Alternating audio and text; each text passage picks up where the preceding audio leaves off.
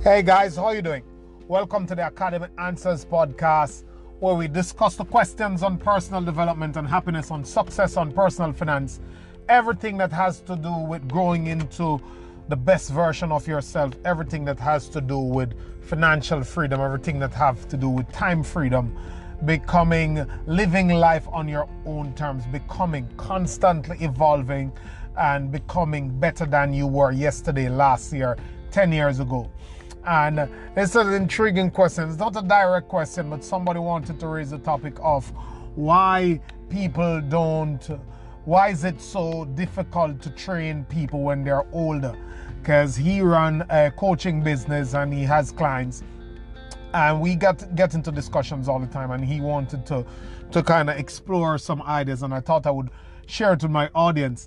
And my take on the whole issue when it comes on to people being trained or people being trainable when it comes on to success, following the steps, buying into the routines, kind of adopting the weird patterns that and rituals and habits that successful people have, because they're weird to the common people, to the masses.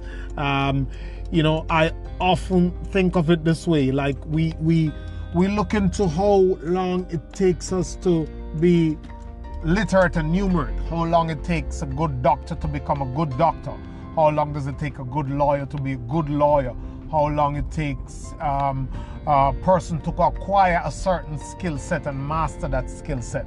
It really does take a long time. If you look at it, they're trying to get you on a level of awareness and literacy and understanding of your environment and the basic function of your environment, since kindergarten. It took you all of kindergarten, or even before kindergarten. It took you all of the kindergarten. It took you all of your grade school years, all of your high school years. You probably have to go to college to be able to like functional and navigate everything. And you still don't know everything. You still don't know a whole bunch of things, but you probably get to a functional level.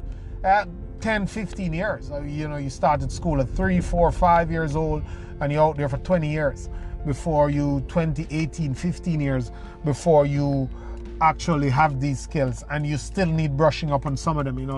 Like me, if you're like me, your grammar is needs work. Your presentation skills, how you your just regular person skills, just those functional skills still lacking. You haven't really mastered them. And when we go to school, no one, I've never been in a class where somebody said, well, I don't like the way how stop is spelt, so I don't want an O in my stop. I'm going to take out the O and put an A. They'd laugh at you. You accept that, you have to spell it with an O. And whatever else is taught to you, you accept that. You work with it. You go along with it. You be a student, and you get it. And now, if anybody else gets it wrong, you're quick to point it out to them, to your children, and you do all the weird spellings too. You accept. You say, oh, it's weird, but that's how they spell. That's how it's done. And you accept that, and you work with it, and you go through, and you take that, and it's all right. But as we grow older, and now you want something. At a point in time, you wanted to be literate, you wanted to be numerate, you wanted to be able to know how to read and write. You're good.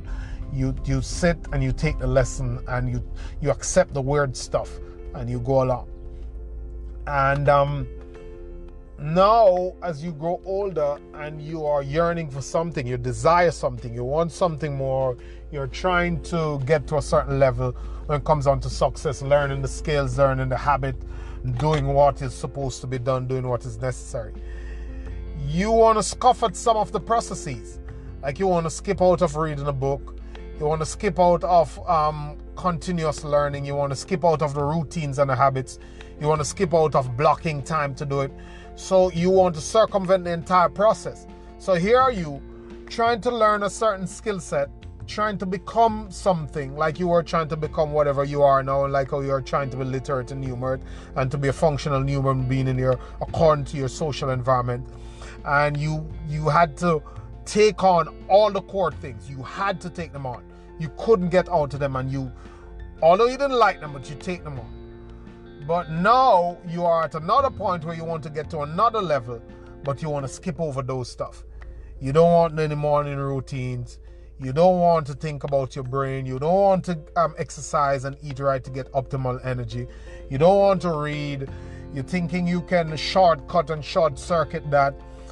And that is what is getting most of us. We don't want to build a discipline. We don't want to believe in the power of human potential. We don't want to build self-confidence. We want to think of things in a way of they just have, or that's just the way I am. So attached and connected to a way that they've sold themselves on. The stories we tell ourselves are what, is keeping us back. They're flawed, they are erroneous, they have no basis. But no one wants to explore where did they come from? How do we break away from them? How do we get onto a different path? So we constantly are burdened and held back by our own selves. So I always tell people that you got to be on top of these corporations. You got to be on top of the government. You got to be on top of your family and your friends, and so you can't sleep on these things. You can't sleep on what is happening with the internet and what's happening with the economy. You can't sleep on that stuff. If you want to go anywhere, you want to navigate your family and your own financial future and your own social future and all the other things that you have to take forward for yourself, you can't sleep on these things. You need awareness. But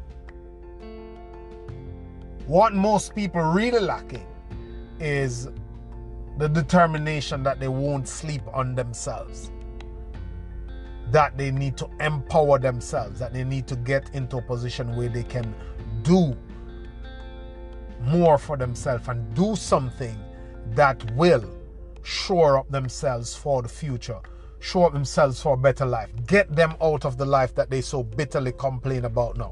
So what we do, we complain and we make excuses, but you never find us taking any real actions to change it.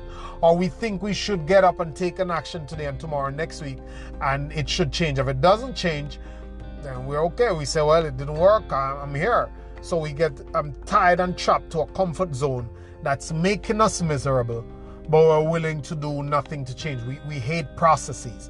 We don't want to go through that process that's long, it's hard. Not admitting that the process that we took on to get here was long and hard.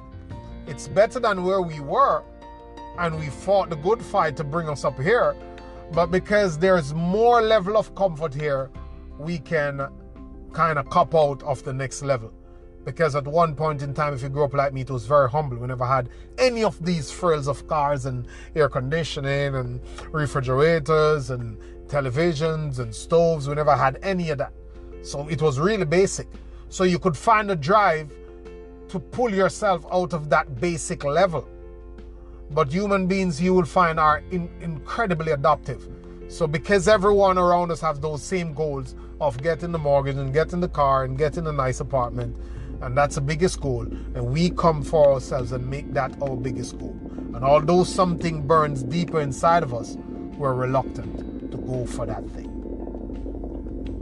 So start thinking about staying on top of yourself, and start thinking about not being afraid of going through the process.